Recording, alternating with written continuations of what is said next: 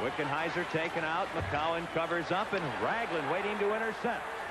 And he runs into Baxter, takes him down in front. Ragland, and he's poke checked by Eads. Oh, the crowd loved the rookie Ragland stepping into the veteran Baxter. There's young Herb Ragland, 18 years old, and what a run he took. Now look at Baxter. Baxter was coming to hit him, but I'll tell you what, the best defense was a great offense. Back for the puck, Charlie Bourgeois. Bozak all over him, and as Bourgeois touches it, it is an icing call, and then Hunter steps in on Bourgeois. Charlie Bourgeois taking exception with a little bump from Steve Bozak. It's not sort of how do you do when you're into the playoffs. It's more like, don't forget I'm here. Let's get out of my way or I will run over you and leave no trace of life. Tim Hunter loves to go. He's number 19. And you can see the linesman push him down. That was interesting. Ray Scapinello. Hunter didn't look too sure in the place Look there. at little Ray Scapinello. He must be able to leap tall buildings in a single bound. Well, the thing was, Tim Hunter wasn't ready for it. Now Hunter's more upset with Scapinello. He's forgotten about Bourgeois. That's a pretty good technique for a linesman. That should be used more often as they start getting away from the opposition and more with the men in the striped shirt. So a little problem with an icing and a player bumping another. Nothing serious. 8:41 left, first period, and there's no score. There's no score. Joel Otto against Pavis. Pavis grabs him, and there'll be a penalty to Jim Pavis. Meanwhile, Ramage and Peplinski are going to go in front of the net, and I mean go. There'll be a penalty against Pavis for the Blues. Well, that left hand to Ramage got loose. Well, it's loose, but I'll tell you one thing. He hit Peplinski about 3 in the helmet. He's going to be lucky if he doesn't have a hand problem after this, Ken. It looks great from up here, and it looks like you're really beating the other guy. I'll tell you what, Peplinski knows what he's doing. He tilted his head so that Rammer had to hit his head a couple of times with the helmet on. Bourgeois up on the play. Gilmore moves in front, but it is offside. And look at Terry Johnson grab Charlie Bourgeois and just hug him and wrestle him to the ice. Well, I think Charlie did his share of grabbing back once he knew Johnson had the grip on him. McCowan at the top of the circle. Otto trying to pull the puck back to Jamie McCowan. And he does. McCowan can't get the shot initially. Now shoots deflection. And the save by Wamsley as the first period comes to an end with plenty of confusion. Boy, after 20 minutes of play, the Blues nothing, the Flames no score.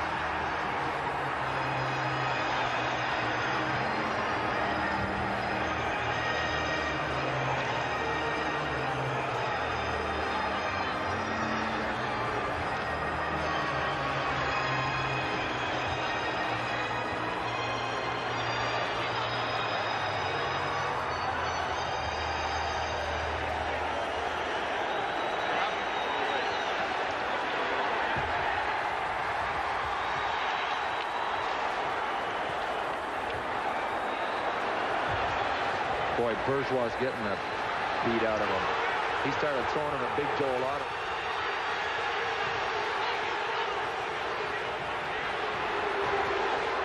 A little melee of sorts here at the end of the first period.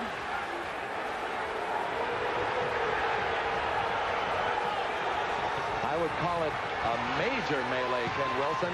Well, the whole thing, humor intended. Yeah, the whole thing started with 2 number 9s right in the net.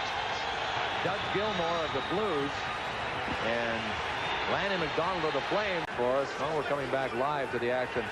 Bourgeois got the first couple in on big Joel Otto, but I'll tell you one thing. I said in Game 5, that is one man on the right of your screen dressed in red that you don't want to wake up. The Blues going it with one defenseman, which is a bit surprising. Reinhart will set it up at the point. He's got Quinn in the right circle, and there he is right in front of the feed from Mullen, and the Flames take a 1-0 lead. Norwood's going to go off. The Blues will be 2 men short, and they're going to go crazy here. Well, you can imagine that the whole Blues organization is fuming right now, and if this game happens to end with Calgary winning it, they will look back at this whole sequence. The first 2 minutes of the second period is the turning point. Norwood upset. Jacques Demers is jumping out of his skin on the bench. We'll see if we can get a look. Lower right of your screen. There's number 23, Norwood. There's Danny Quinn, number 10. He gives him a shot in the back of the head. Now, I'll tell you one thing. If Kerry Fraser called that when you're down 2 men, he's got more courage, should I say, than I have. It's very uncharacteristic for, if in fact that was the infraction, Very uncharacteristic at this stage of the game, especially in the playoff, for a referee to call that. Paul Reinhart. Mullen. Walmsley clears it to Natras. He can't get the puck out. Here's Reinhart moving in over to Quinn. He shoots and scores. Mark Hunter. A minute 12 to go in the Blues power play. Ronning, a blind pass a bit. Hunter went the other way. Ramage makes it look good. Ronning in front, shoots. He scores with Ronning. And all of a sudden, the momentum has come towards the St. Louis Blues. Here's Pavis, a shot, a pad save by Vernon. And the Blues will come onside. Pavis doesn't wait long enough. And now Pavis gets in a tussle right in front of the St. Louis bench. Boy, it's more than a tussle. Somebody looks as if they're down for the count, Tim. I think it's Dan Quinn. He's not moving at all. You can see Gino Cavallini leaning over. There's Bearcat Murray to attend to him. Pavis must have hit him one good lick somewhere in the area where he can knock people out, and that's usually in the jaw. Well, what originally looked like it might be 2 to 5 for manslaughter has turned out to be 2 minutes for roughing by Jim Pavis. That's the right of your screen. Little elbow up. He was actually protecting himself. Danny Quinn is down and up now. All of a sudden, he's all right. How's your golf game, guys? I don't know about you, but we haven't had much of a chance to get the clubs out of storage, Jim. Haven't seen the clubs lately. And the score right there. Peplinski from the circle on the backhander. And it is 3-1. Oh, that's a big goal for the Flames. It just takes the starch right out of the Blues. It has to. Sheehy and Ronning collide. Sheehy appearing hurt. And that's the stoppage in play. Calgary trainer trying to do his magic on Neil Sheehy's nose, we believe. Let's take a look. Ronning goes past him. Oh, boy, you couldn't see much of Ronning. He was falling down, but his stick came up and caught Sheehy square in the face. From the point, Natras hits Hockenloob, and Hockenloob has a breakaway on Walmsley. Walmsley stays back. Hockenloob shoots. Walmsley makes the save. Loob didn't have to do much on this play. It was actually Mark Hunter that stopped the puck. Watch Norwood slash him. And if you had a chance to watch Hockenloob skating off the top of your screen, you would have seen a man in pain. Norwood made great contact down low on his leg. Let's see if we can see the puck jumping over his stick. At the same time, watch Norwood come from the left. Bingo, right across the ankle. Boy, Norwood really smacked him, and Loob was in a lot of pain going to the bench. Then with another two-man advantage at 1:57, Quinn from Reinhart. 2-0 Calgary. Then the Blues, a power play goal at 5:58. And here's another goal to Nelly. Second time Calgary has scored right from the faceoff. Jacques Demers not very happy with referee Kerry Fraser. You know, Danny Quinn actually lost that faceoff. You know that? And with the help of a couple of his teammates moving through the circle, they were actually able to sweep it up, and you can see a dejected Rob Ramage. And Ken Wilson, I have to tell you that I didn't want to see it happen like this. I didn't want to see either team go down like this, and I'm not commenting on Kerry Fraser's calls at this point. It's just a shame when you see a dynamic series, as this one has been, a hard-fought series. It hasn't been as glamorous as the Oilers-Flames series, and the Blues aren't out of it. We still have 5 minutes to go in the second period. Waved away as Bell charges up the middle. Bruce Bell has the puck lifted away by Mullen, gets it back, and then it ends up in the crowd. And that stops the clock with 3:16 to go and tempers Flair here late in this second period. Ken, at this stage of the game, no matter what St. Louis does, it's a safe bet that a certain percentage, and perhaps a significant percentage, of the Calgary players will sort of pull back a notch and maybe put it into semi-high gear instead of high gear. Watching the last couple of shifts, one guy that isn't doing that is Lanny McDonald. Gee. The onus is on St. Louis. Bourgeois from the point. They shot. The save. Wickenheiser robbed and stopped the second time. 3 successive saves. Now an effort by Pazlowski to flex wide. Mike Vernon instrumental there as Wickenheiser's unable to center. Then Bell intercepts, and the shot caught by Vernon, and he and Brian Sutter mix it up. I can guarantee you that that is not an original. What we're seeing is a carryover confrontation. That goal could have put St. Louis, at least in an emotional condition, to attempt to close that gap even more, Ken.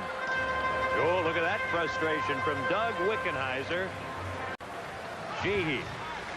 Poke check. Sutter trying to get in position to center. Now Gilmore in front, and Pazlowski taken down. Another shot by Sutter. A penalty coming up. Blues power play. Gilmore, and unable to deflect is Hunter, and there'll be another penalty. Another penalty as McInnes knocked Hunter down, and I'll be darned. The Calgary Flames will be 2 men short. 23 seconds left in the 2-man advantage for St. Louis. They trail 4-1. Third period. Natras the save. A skate save by Vernon on Natras. Wickenheiser the shot. He scores. It's 4-2. Sheehy and Reinhart, the defenseman, up at the point. Blues getting hemmed in their own zone again. Peplinski centers to Mullen. He shoots and scores, and you could see that one coming. 5-2 Calgary. Natras playing it to Gilmore, on to Pazlowski. A shot kicked out. Rebound. Sutter shoots and scores. Look at that Mullen move around Norwood. Mullen, the drive blocked by Natras. Mullen back to the point to Reinhart. Over to Sheehy, and Mullen is down in the corner. He and Sutter had come together. Well, they're old line mates, to say nothing of teammates and old friends. Well, they're friends too, and somebody's jumping in there now for the Flames, trying to get at Brian Sutter, and you can see who's on the outside of the pack trying to get in there too, none other than Joey Mullen. Brian Sutter, I would judge by the way he stopped and looked down at Mullen. Didn't do it intentionally. Brian Sutter has been known to take vicious shots at a lot of people, but say at this stage of the game, he knows Joey Mullen well enough. Look at who's watching now. Sutter's actually on the outside. Probably end up seeing Sutter and Mullen talking to each other, and rather happily. Although, how many times have you seen Sutter brothers run at each other and almost get in fights in the NHL? They only talk in a friendly fashion after the game, Ken. 6:46 to go. Calgary on top, 5-3. Ramage intercepting. He's got Sutter in front of him, along with Pazlowski. And Gilmore deflects the puck in. Sutter into the corner. Centers. They score! Pazlowski, and they'll go crazy! The St. Louis Blues have been in this game what they have been all season and throughout the playoffs. An underdog. They've called this club a lunch bucket team. They're blue-collar, hard workers. They don't have the talent of other teams. They know it. But they win, they come back. And Gilmore comes back, and the Flames want a line change. 1:17 to go. The Blues need a goal to continue on. 1:10 remaining. A shot, they score! Pazlowski!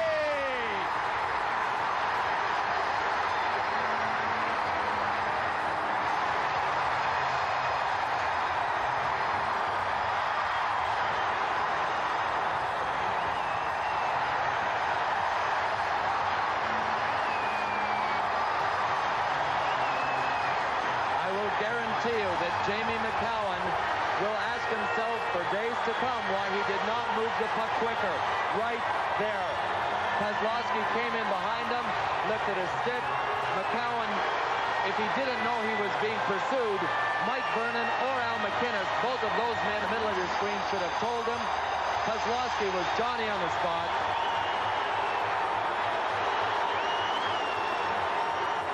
I'm stunned, Ken. I don't know about you. Greg Pazlowski now with 10 goals in the playoffs. He and Joey Mullen, who has scored tonight, leading all goal scorers in the Stanley Cup playoffs. This is one of the most incredible finishes I have ever seen in any sports event. And I hate to tell you in how many years and how many events. The Blues, a remarkable comeback. Now only 5 seconds away from overtime.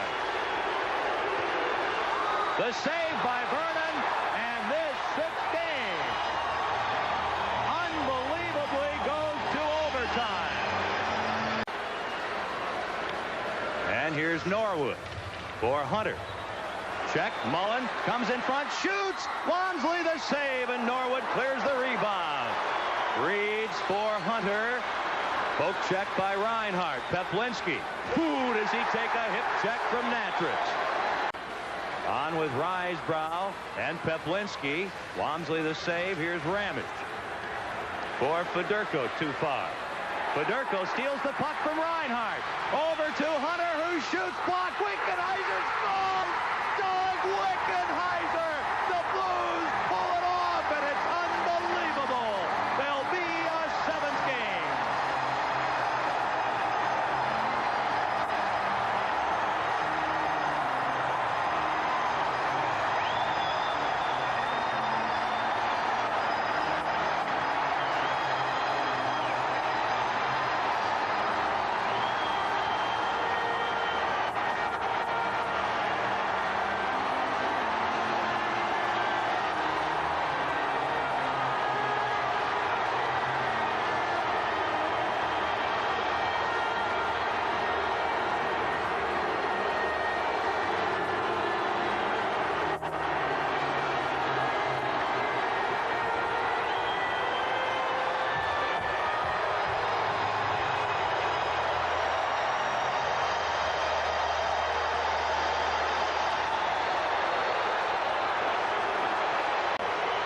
That was clearly one of the most astonishing comebacks anyone will ever see in any sport.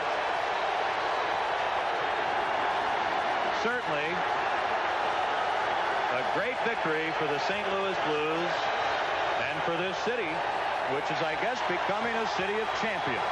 Boy, these people do not want to go home, and for a good reason. They have not witnessed anything like this probably in their entire sports lives. And it's tough after such an emotional game to leave. They want to stay. They don't want this to end. It feels so good.